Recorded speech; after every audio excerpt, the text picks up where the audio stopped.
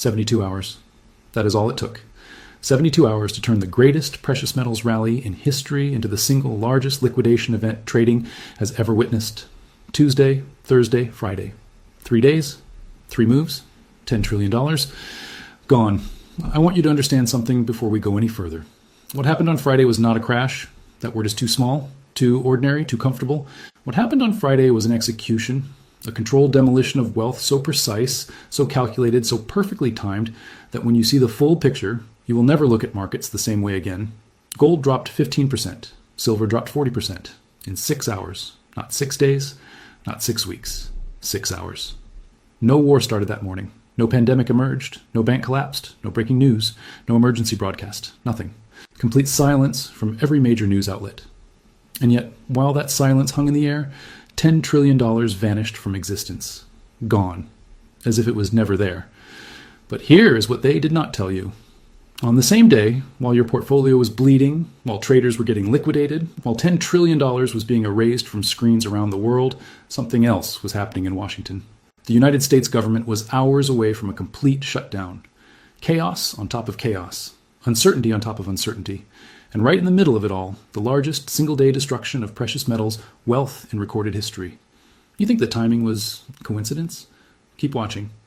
I know you're watching this because you're scared. Maybe you held gold. Maybe you held silver. Maybe you watched years of gains disappear in a single afternoon while the world gave you no explanation. They told you it was a correction. They told you markets got ahead of themselves. They told you this was healthy. I am going to tell you the truth. This was not healthy. This was not natural. This was not supply and demand finding equilibrium. This was a screenplay, written months in advance, rehearsed, perfected, and executed with the precision of a military operation across 72 hours. And today, I'm going to show you that screenplay, page by page, move by move, name by name. By the end of this video, you will know exactly who did this, exactly how they did it, exactly why they did it, and exactly why they have done the same thing twice before in the last 50 years. Stay with me, because what I'm about to reveal will change how you see everything. Welcome to the Hidden Economy.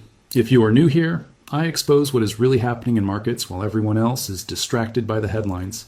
Subscribe right now because this is the kind of analysis you will not find anywhere else. And if you find value in this video, smash that like button. It helps the algorithm show this to more people who need to see it. Let me take you back to Tuesday, January 27th, 2026, 3 days before the crash. President Trump is speaking. Most people are not paying attention. It is just another policy statement, background noise for the evening news. But then he says something, a single sentence that most of America missed completely. He says that a weaker dollar would benefit American businesses. He says America should do what China and Japan have been doing for decades. Devalue the currency, boost exports, make American goods cheaper for the world to buy. Now, to a normal person watching at home, this sounds like economics, boring, abstract, nothing to worry about. But in trading rooms across New York, London, Hong Kong, and Singapore, phones started ringing. Because traders understood exactly what Trump just said. The President of the United States just announced that he wants a weak dollar. And when the dollar weakens, gold rises, silver rises, precious metals rise, because they are priced in dollars globally. A weak dollar means it takes more dollars to buy the same ounce of metal. Within hours, the trade was on. Hedge funds started shorting the dollar. Asset managers started loading up on gold. Retail traders started piling into silver. Billions of dollars moving in one direction. Everyone betting on the same outcome. Weak dollar, strong metals. Tuesday was the day the trap was set, and nobody knew they were walking into it. Now let me take you to Thursday. January 29th, gold hits $5,600 per ounce, the highest price in the history of human civilization. Silver breaks $121, all-time high. The numbers were beyond comprehension. Silver had gained 68% in January alone. That is the strongest monthly gain since December 1979. Nearly 50 years ago, social media was on fire. Every financial influencer was bullish. Analysts were calling for $200 silver, $300 silver. Some said $500 was inevitable. On Monday of that week, the iShares Silver Trust saw $171 million flow in from retail investors. $171 million in a single day. The largest single-day inflow in the history of that fund. Double the previous record set during the famous silver squeeze of 2021. The total silver market had grown to $6 trillion. Let me put that in perspective. That is larger than Nvidia, larger than Apple, larger than Alphabet. One analyst looked at the frenzy and called silver the meme commodity of 2026. Everyone was euphoric. Everyone was winning. Portfolios were up 50%, 100%, 200%. Thursday night, people went to sleep dreaming of early retirement, and none of them knew that while they slept, the execution order had already been signed. Friday, January 30th, 6 a.m. Eastern Time. Most of America is still in bed. The markets have not opened yet. Coffee is brewing. Alarms are going off. And then, a headline. President Trump announces his pick for the next Federal Reserve Chairman, Kevin Warsh. Now, if you are a normal person, that name means nothing to you. Just another suit, another bureaucrat, another face in Washington. But if you are a trader, if you understand how the Federal Reserve controls the entire financial system, that name just sent ice through your veins. Because Kevin Warsh is not just any economist. Kevin Warsh is what they call a hard money hawk, a man who has spent his entire career fighting against easy money, against low interest rates, against a weak dollar. The exact opposite of what Trump said on Tuesday. Do you see the contradiction? Tuesday, Trump signals weak dollar. Traders short the dollar and buy metals. Friday, Trump appoints a Fed chairman who believes in strong dollar. The same traders who shorted the dollar on Tuesday were now forced to buy it back on Friday. The same traders who bought metals on Tuesday were now forced to sell on Friday. Forced reversal, forced selling, forced liquidation. Tuesday and Friday, same president, opposite signals, 72 hours apart. That is not confusion. That is not a policy mistake. That is a trap that closed in 72 hours. But wait, there is more. Because even with the Warsh announcement, silver should have fallen maybe 15%, 20% at worst. A painful correction, but survivable. What actually happened was 40% destruction in a single session. How? Because there was a third player in this game, a player that nobody saw coming. China. Let me explain something about how precious metals markets work. When prices fall, usually there is a buyer waiting, someone who sees value, someone who steps in and says, "At this price, I am buying." For precious metals, that buyer has always been China. They are the largest consumer of silver in the world. They use it for solar panels, electronics, electric vehicles. They have an insatiable appetite for the metal. Usually when silver crashes, China steps in. They buy the dip. They provide liquidity. They put a floor under the price. Friday was different. At the exact moment when the market needed a buyer, at the exact moment when sellers were overwhelming the system, at the exact moment when liquidity was disappearing, China made a decision. They stopped buying. The Shanghai Exchange suddenly raised margin requirements. They stepped back and let the carnage unfold. Now think about this situation. American traders want to sell their gold and silver because Kevin Warsh signals strong dollar ahead. But the buyer who always catches falling metals, China, just walked away. Sellers everywhere, buyers nowhere. What happens in a market where everyone wants to sell and no one wants to buy? The price does not fall. The price collapses. And that is exactly what happened. The algorithm smelled blood. Stop losses started triggering. Margin calls went out across every brokerage in America. Traders who were up 100% last week were suddenly getting liquidation notices. And once the cascade started, nothing could stop it. Silver went from 121 to 115, then to 110. Then it broke below 100 for the first time in weeks. The psychological level that everyone said would hold forever, gone in minutes. 95, 90, 85, 80, 75, $46 erased. In 6 hours, the ProShares Ultra Silver ETF, ticker AGQ, crashed 60%. 60%. If you had $10,000 in that fund on Thursday night, you woke up with $4,000 on Friday afternoon. Gold fell from $5,600 to $4,700.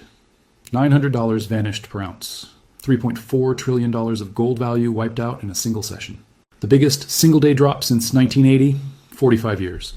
One trading desk called it a capitulation event.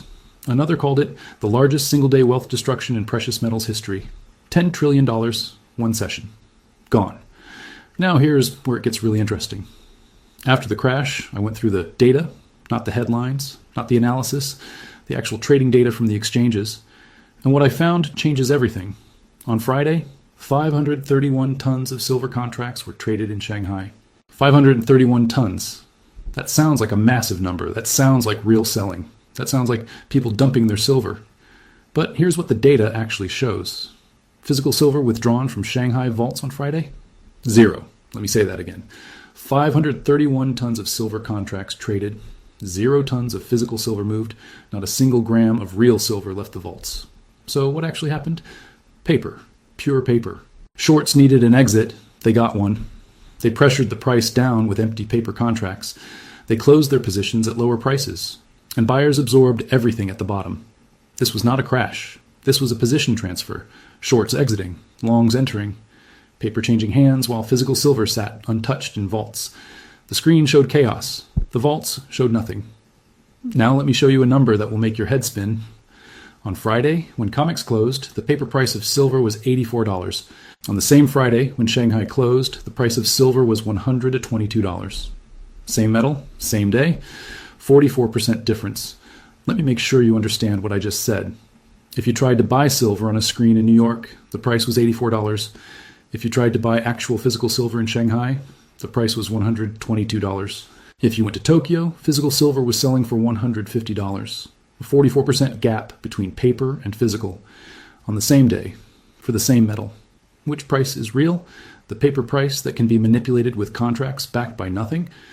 Or the physical price where actual metal changes hands? Here's what they do not want you to think about. In the weeks before the crash, physical silver was selling for $120 to $150 at dealers around the world, and it was sold out. Dealers had no inventory. Demand was overwhelming supply. Now ask yourself a simple question. If you are a dealer and customers are lining up to pay $150 for physical silver, and your inventory is sold out because demand is so high, why would you lower your price just because a screen in New York shows $84? You would not. The screen shows one number, reality shows another, and the gap between them is 44% and growing. But here's what really convinced me this was scripted. Remember when the crash happened? Friday. January 30th, the last trading day of January, month end. Now let me take you back exactly 1 month. December 31st, the last trading day of December, month end. What happened that day? Silver dropped 15%. In one day, same pattern, same timing. Month end. And then what happened? Silver continued its rally in January, went to all-time highs. Now January 30th, the last trading day of January, month end. Silver drops 40%. 2 consecutive month ends. 2 massive drops. Same pattern. Coincidence? Let me show you what else happened on those exact days. On December 31st, the Federal Reserve's standing repo facility handed out a record amount of dollars to banks. Record. The highest ever. And what was happening in Washington on January 30th while silver was crashing? The government was on the edge of shutdown, Congress scrambling, chaos everywhere. Now here's the connection nobody's talking about. The banks that received those record repo dollars on December 31st, they're the same banks that hold massive short positions in silver. The data is public. You can see it on Fred. You can see it on CME. Anyone can verify this. Month end is when banks need to clean up their balance sheets. Month end is when they need to close positions. Month end is when they need liquidity. And month end, twice in a row, is exactly when silver mysteriously crashes. December 31st, repo record. Silver crashes 15%, then recovers. January 30th, government chaos. Silver crashes 40%. The same pattern, the same timing, the same players. This is not coincidence. This is a calendar. A script that runs on schedule. Now let me show you what the CME was doing behind the scenes while all this was happening. December 12th, 6 weeks before the crash, silver is rallying hard, making headlines. Regular people are making money, and quietly, without any announcement, the CME raises margin requirements by 10%. Nobody notices. That was the point. December 29th, silver keeps climbing. CME raises margins again, 25% jump. Overnight, no warning.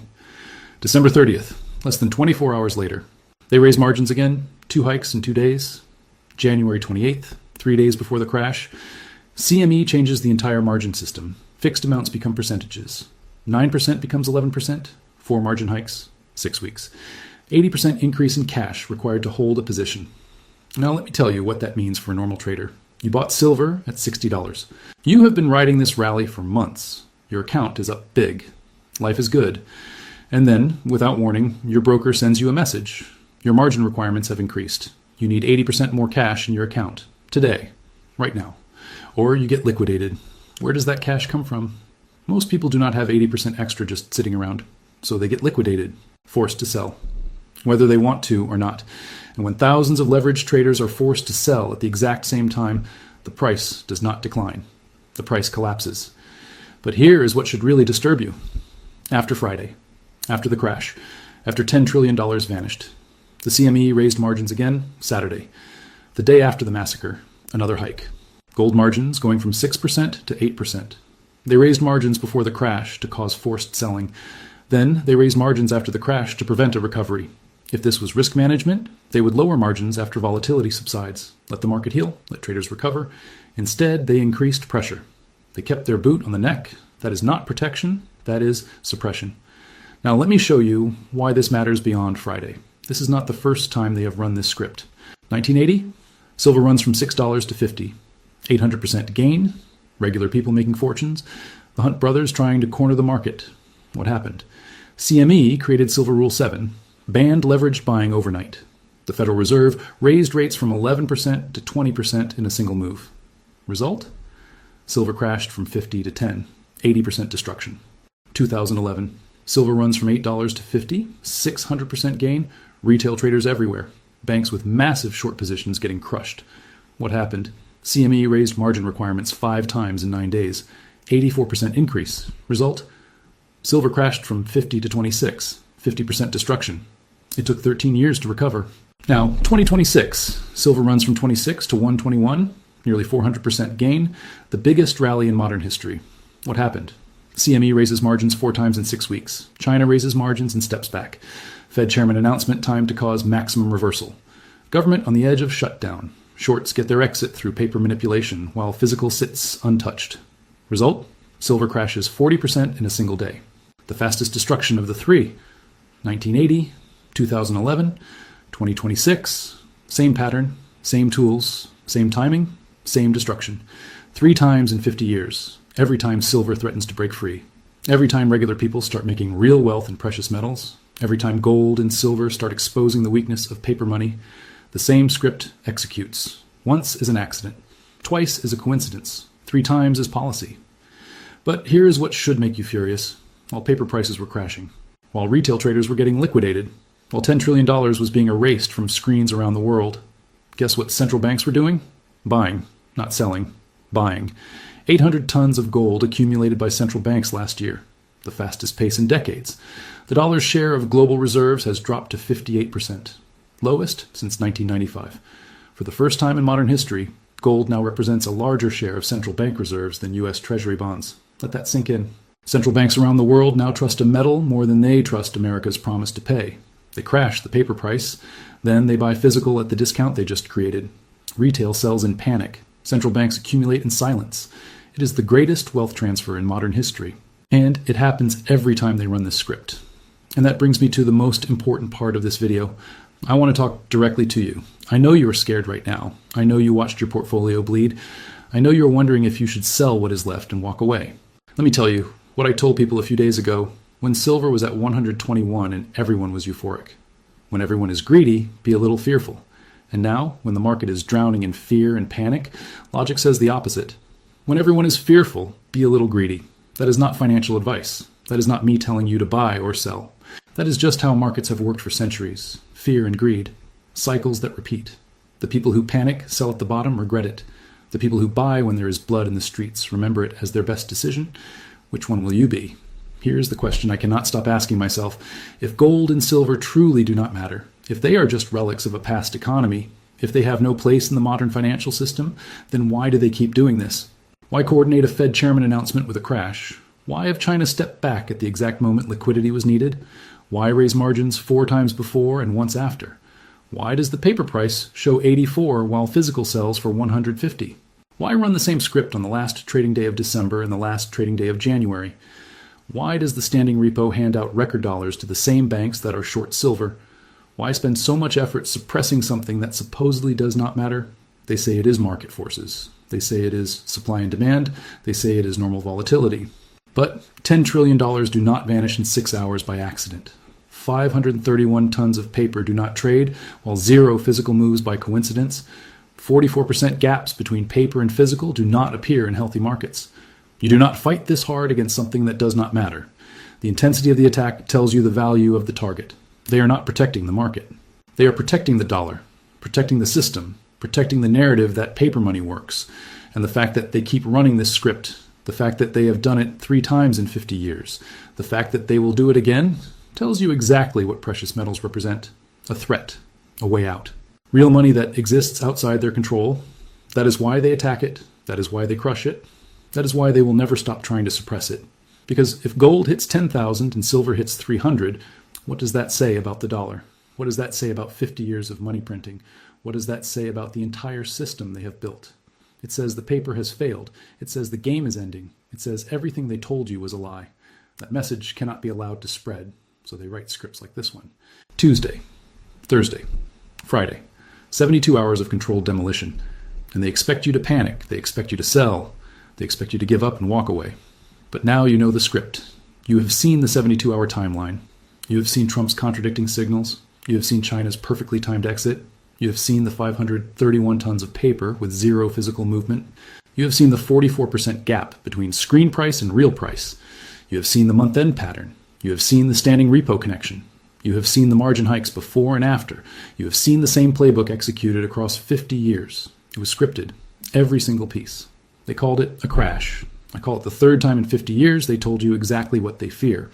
They called it volatility. I call it a 72-hour execution. They called it risk management. I call it the system showing you its hand. And what they fear is simple. You, holding real metal, outside their system, beyond their control. Remember that 44% gap I showed you earlier? Paper at 84, physical at 150. That gap is not a glitch. That is the system telling you which price is real. Paper is just a promise, a number on a screen. Metal is real. It sits in vaults. It cannot be printed. It cannot be hacked. It cannot be margin called out of your safe. They can crash the paper price. They cannot crash the metal itself. They can liquidate your futures contracts. They cannot liquidate the silver bar sitting in your possession. 3 times in 50 years, they have run this script. 3 times, silver eventually recovered and went higher than before. The question is not whether silver recovers. History says it will. The question is whether you will still be holding when it does. I started this video with 72 hours. Tuesday, Thursday, Friday. Now you have seen it all. The setup, the peak, the execution. It was scripted, written in advance, rehearsed over 6 weeks of margin hikes, timed with government chaos, executed with paper contracts, while physical sat untouched, coordinated across continents with precision that would make military planners jealous. They called it a market event. I call it financial warfare. And I call it the clearest signal in 50 years of what they truly fear. Real money, in real hands, beyond their reach. Now you know the script. What you do with this information is entirely up to you. But remember this moment. Remember how you felt when you watched your portfolio bleed. Remember the fear. Remember the confusion. Remember how they gave you no explanation while $10 trillion vanished. And remember that you now know something most people will never understand. It was scripted. If this video helped you see what really happened, send it to one person who needs to see it. One person who panicked on Friday. One person who is thinking about selling at the bottom. One person who deserves to know the truth before they make a decision they will regret. That is how we fight back. Information, understanding, truth. Drop a comment below. Tell me. After everything you have seen today, are you holding or are you selling? I read every single one. Subscribe if you want to keep seeing what they do not want you to see. This is The Hidden Economy. The script is exposed. Now write your own ending.